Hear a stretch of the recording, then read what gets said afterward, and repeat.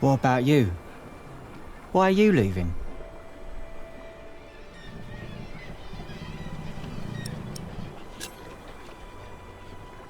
I had no reason to stay. Really? Huh. I guess I should stay out of other people's business. Forgive me. You English do talk a lot, don't you? I just don't know how to feel about leaving my country for the first time. I mean, how should anyone feel?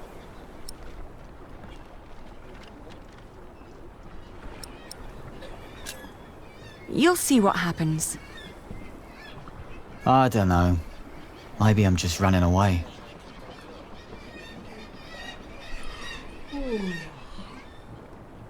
You should all get some rest. It will not be long now till we reach Cherbourg. Thank the Lord. I can't wait to be back.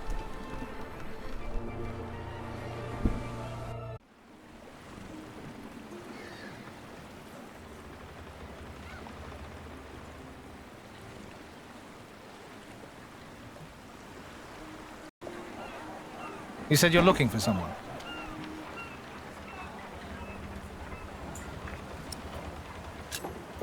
The man I'm looking for looks a bit like you, actually. A bit more boyish, though.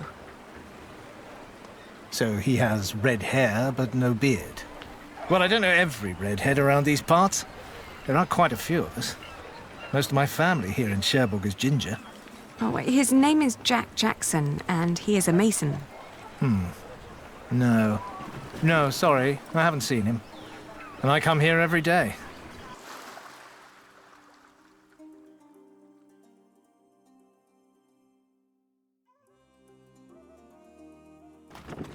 We went to Barfleur, a scenic port town built on granite. It was the biggest harbour in Normandy and the main entry point for the Normans to their new possession of the Isle of England.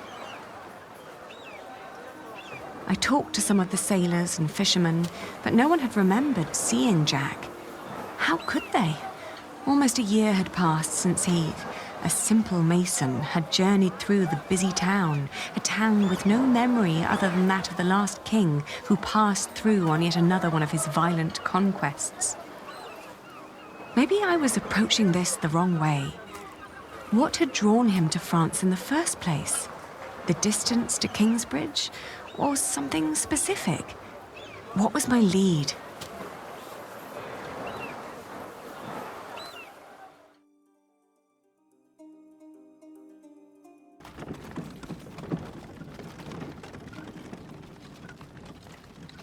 I arrived in Harfleur and finally got a lead. In an inn, a man remembered a red-haired Englishman who had planned to head past Marseille to the Mont Saint-Michel. I thanked him and was about to leave when a group of pilgrims asked me over to their table. They told me that they too were heading for Mont Saint-Michel, and although they had no intentions to stop in Marseille, I knew that joining a group would be a lot safer than traveling alone.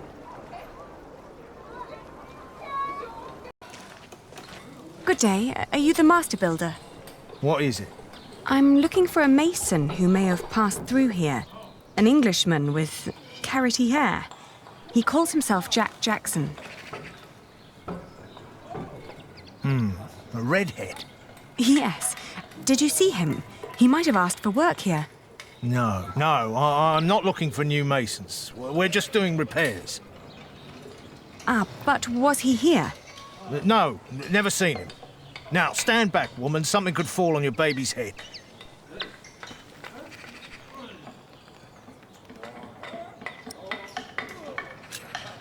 Are there other construction sites around Tours? Well, yes. It's a big town. And where would an outsider most likely find a job? Dunno. Ask around.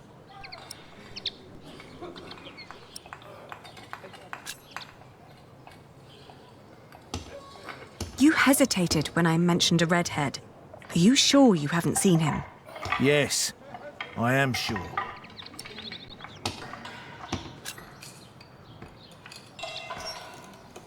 I don't believe you.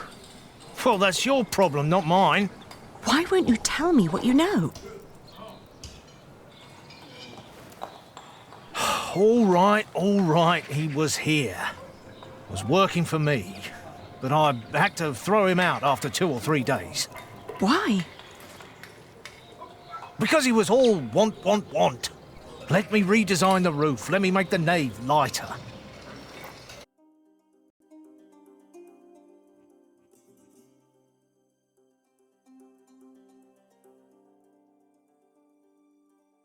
We had just left Tor when I suddenly felt dizzy. I stopped and made rest, trying to catch my breath, then lost my breakfast in a ditch at the side of the road. To my horror, our baby too had grown pale, his breath shallow like that of an old man. I tried not to panic, but the next inn was a long distance away and we couldn't stay on the road where it was wet and cold.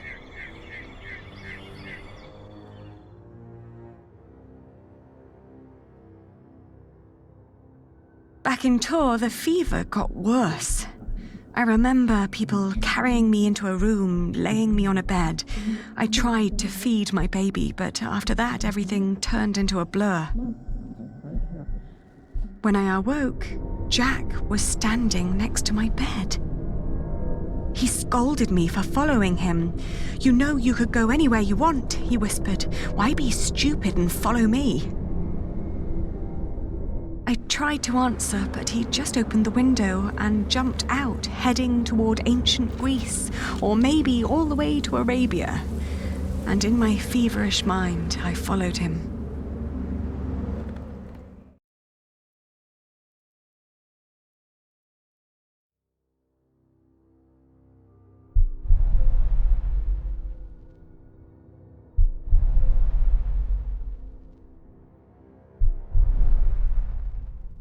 The further I went, the angrier I got. For years, I'd been fighting for my family. I'd committed myself to an oath to my father. I'd built up a business to sustain it and even married a man I despised so I could create a future for the people around me. I'd known nothing but my duty to the men in my life, while the man I was trying to find lived a life of casual irresponsibility. He travelled the world on a whim to learn about mathematics and philosophy, while I had to raise the child he'd fathered. When could I ever do anything just for myself? I asked the world as I went on.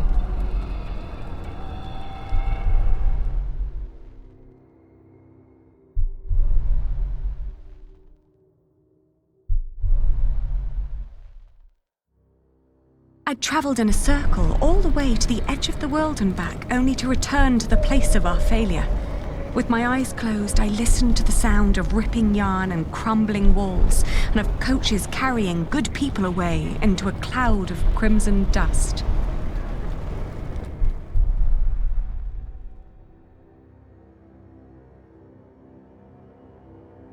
When the last moat had settled, I opened my eyes again and found myself in a dirty little room.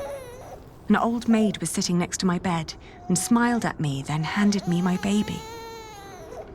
Oh, dear God, he still looked so pale.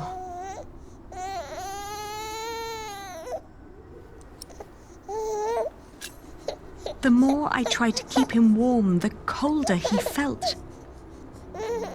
Oh, please, God, let him live. Don't punish him for my own sins. I gently caressed his head until finally he put his mouth to my breast and drank more and more, becoming greedier with every swallow. We had both been spared. We rested one more day. Then I gathered my things and headed back to the cathedral to thank the Lord for his mercy.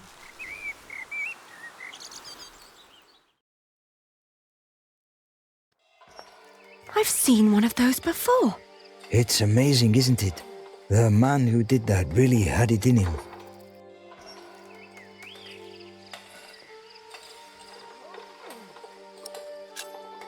I agree. He always did. Oh, you knew Master Jacques? Yes, but it's been a while since I last saw him. It's a shame that the Master let him go. In just 1 month, he did so many things. The master builder said he'd fired him after just 3 days. Did he? Well, maybe that's how he remembers it. The two didn't really see eye to eye, you know? To tell you the truth, everyone thinks that he feared for his own job having someone like that around. The last thing Jack did was carve that corbel. It was the one thing the master let him do. Then when he was done, he was asked to leave.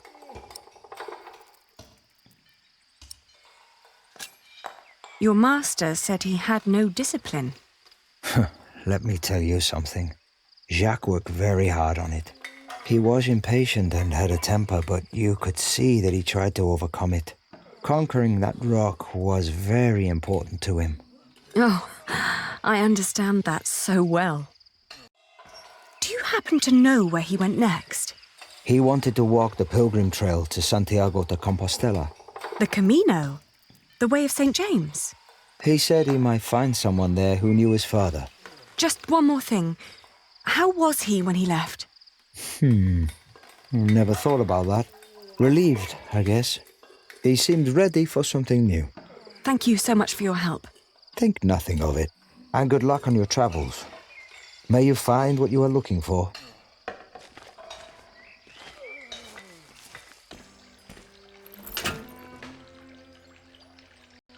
It's so beautiful it will make you cry. Just listen.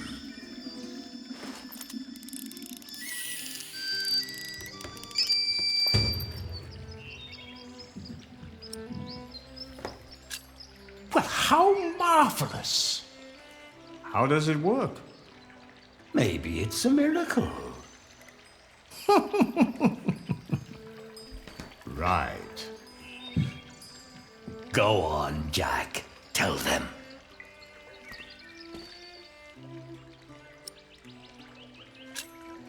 It is possessed by an evil spirit. Is this what you people tell each other in your church, Rashid? That modern machinery is created by the devil? Of course not. Jack is just teasing you. What happens is this. There is a water wheel hidden in the back, rotating an axis that in return moves a sequence of small cylinders. It lifts and drops these cylinders like fingers playing a flute. But who is blowing into the flute? Steam. Steam? Yes. When I opened the pipe, it gradually pushed itself into the tube. The power of steam. For once, I must agree, this is brilliant. Of course! It was created by a Muslim after all. Let's not get ahead of ourselves. What else have you got, Rashid? Anyone care for some tea? Thank you, my daughter. We will have some as soon as Jack has finished our presentation. Mind if I watch? Of course not. So, who is this man, Rashid? Jack is a friend of the house. A brilliant man, a scholar and a talented artist. I could watch this man scoop up water all day. Just the other day, he explained Euclid to me.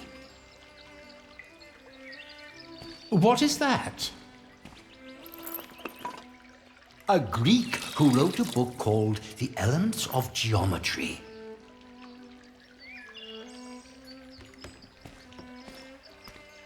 Now, watch the head. Just any moment now. There. Did you see? It threw up. Rashid, this is disgusting. Oh, far from it. Would you kindly explain how it works, Jack?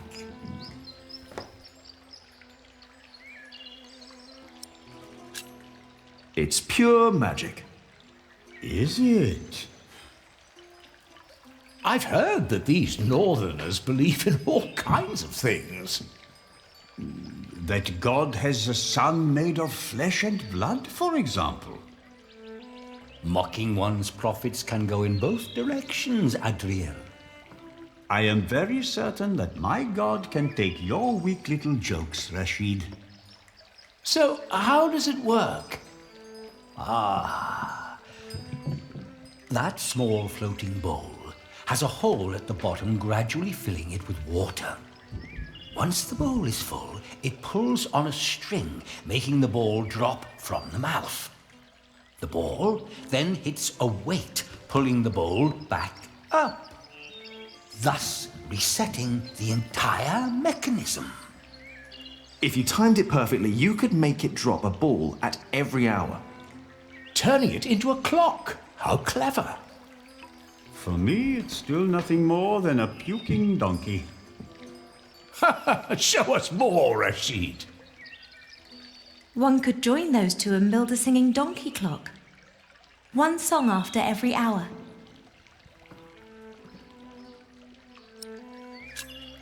Wouldn't that be annoying?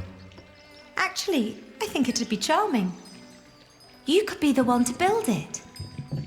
Oh, that would be unfair. It's your invention. I would let you have it. Or we design it together.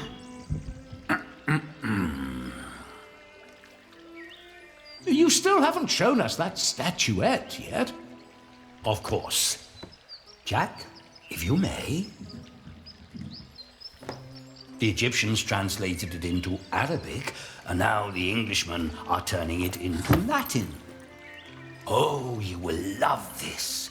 Just watch. How very peculiar.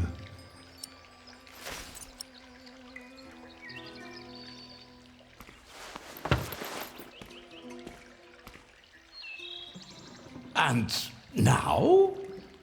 Just be patient, but don't look away. It takes some time for her to... To do what? Is it crying? Isn't that amazing? No, it's irritating. Rashid, what is going on?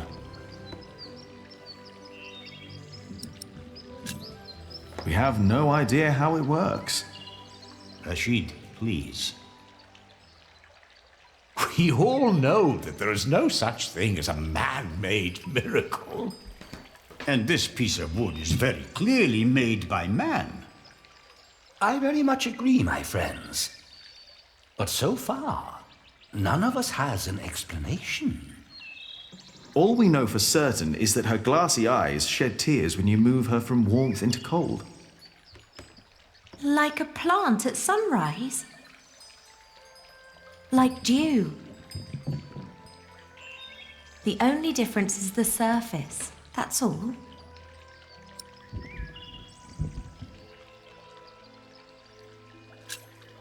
She's right. Of course, I had no intention of disturbing your conversation. But if you can find out why there's dew gathering on a plant, you may understand why that woman is so weepy.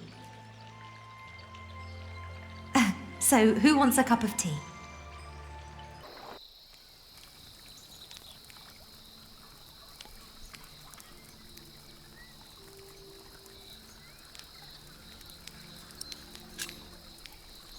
Are you getting warmer? I am, thank you.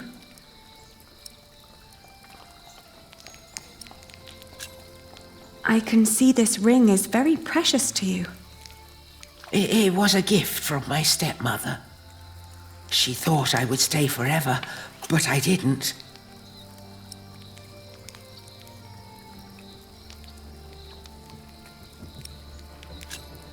Tell me about your stepmother. She was such a kind woman. So very, very kind.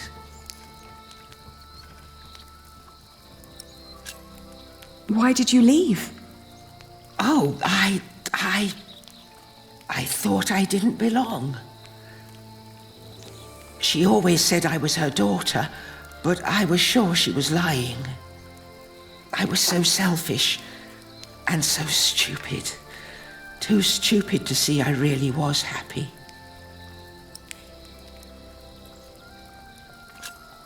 Maybe you really weren't happy. I don't know. I was very young and thought I was unhappy because I didn't live close to the sea. But in the end, the sea did not feel the same about me. The cold there made me sick. It took away my sight.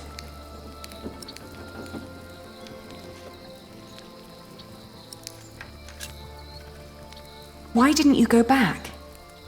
She had been so angry when I left. So angry and disappointed. She would have never let me return. Ah, that's why you went on the pilgrimage. Yes, so that St. James might see my devotion, and I will be united with my mother in heaven. I'm just not as kind as you. Not kind at all.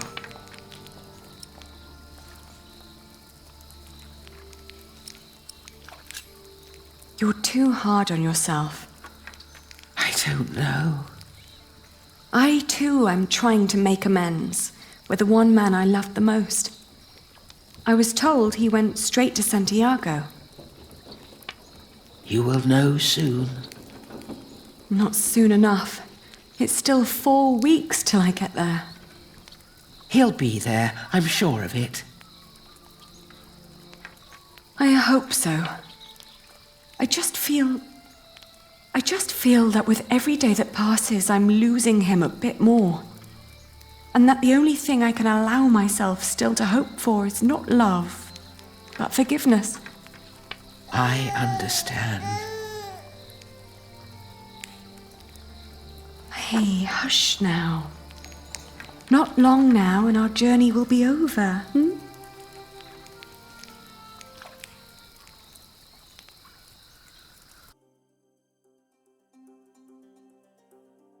The next morning, she refused to get up.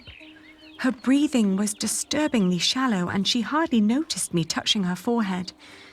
Everything hurts, she said, and urged me to continue without her.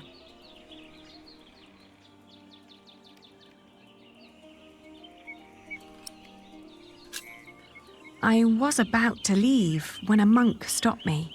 He urged me to stay at least for another day, and feeling that he was right, I remained.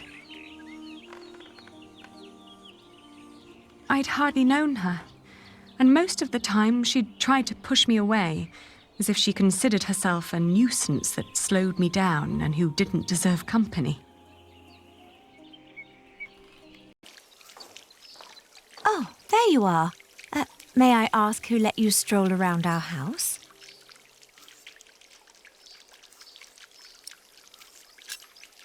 Oh, well, who are you? I am a daughter of this house. I have every right to be here. My servant told me there would be a guest. My father's not here at the moment, so you'll have to make do with me. Unfortunately, I must disappoint you. There's no one called Jack living in this house.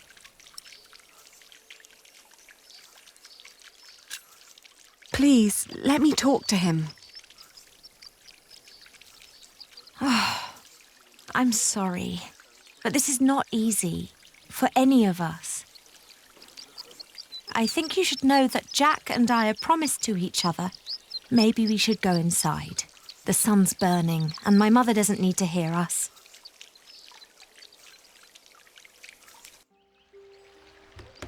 Jack told me about you. You are Aliena. You're the one who rejected him and married his stepbrother. And now you want him back.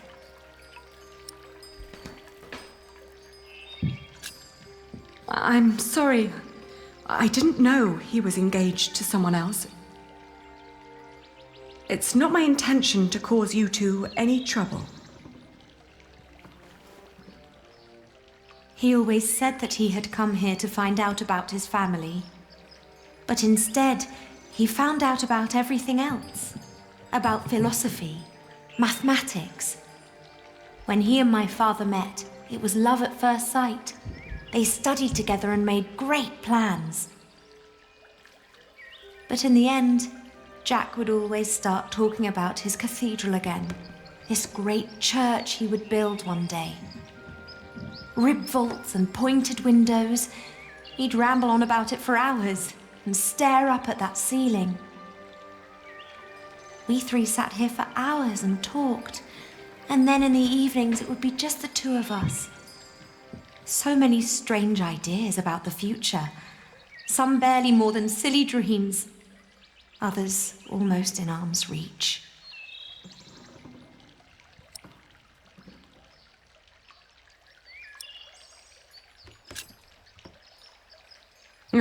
He always had his head in the clouds.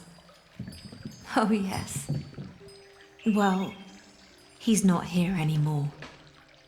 My father had offered him work as a master builder here in Toledo. He would have been well off and free to spend his evenings under vaults like this, with me as his wife. But in the end, he refused. Tell me, did you really marry his stepbrother? It was a mistake. I know that now.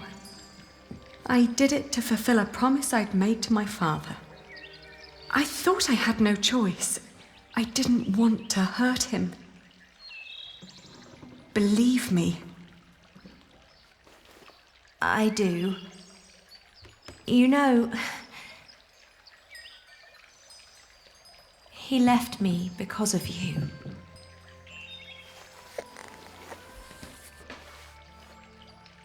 Even after all you did to him, he couldn't let go. You can be glad that you ran into me and not my mother. She was enraged when he left. He can have that effect on people. But apart from that, we made our peace with him. Father even gave him one of his favorite pieces of his collection as a parting gift. A small wooden statue with stone eyes, in exchange for his slingshot. Would you mind telling me where he went? He went to Paris to work on the Cathedral of Saint-Denis. He said he never found out about his father, so there was no reason to stay down here anymore. Paris? Yes. If you find him there, tell him I don't miss him. Thank you, and all the best to your family. Thank you. What is the child's name, by the way? Well, he has none yet. I wouldn't name him without Jack. Isn't that a bit silly? Maybe. But he's his son as well as mine. It's his right to have a say in it too. Then off to Paris. That baby needs a name. He will get one. Thank you.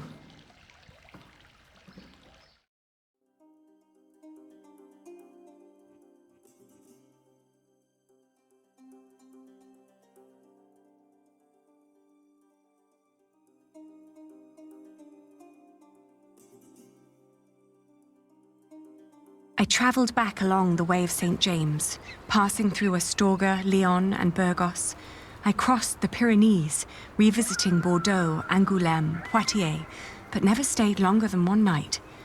The closer I came to Paris, the stronger my old doubts and fears resurfaced. If Jack really was there, what was I to say to him?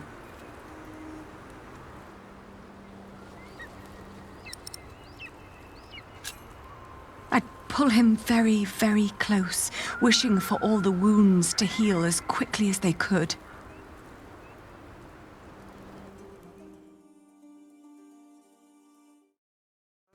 Look! What's going on? The Holy Mother. She's crying.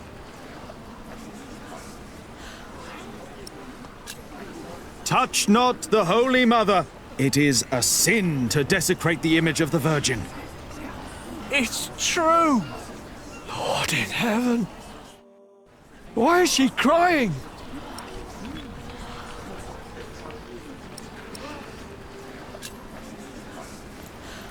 She weeps for she is lost.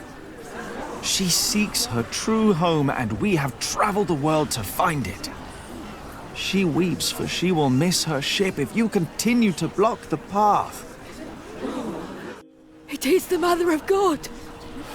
Forgive us, Holy Mother. Where did she come from?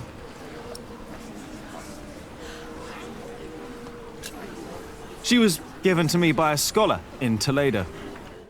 We think she cries because... Jack, don't! It's a miracle. A miracle. A miracle. Yes. Listen to what he has to say. The Holy Virgin has chosen this young family to protect her. Tell us all where you are headed. Her destination is beyond these waters. In the small town of Kingsbridge, in the earldom of Shiring. There she wants to rest. Kingsbridge? Where's that? Hail Mary. Make way for the Holy Virgin! Hallelujah. Make Robert well! Huh? Blessed Mary, let my daughter conceive. Give us a good harvest. They're donating to ask for her blessing. Oh. The weeping Madonna shall hear your prayer.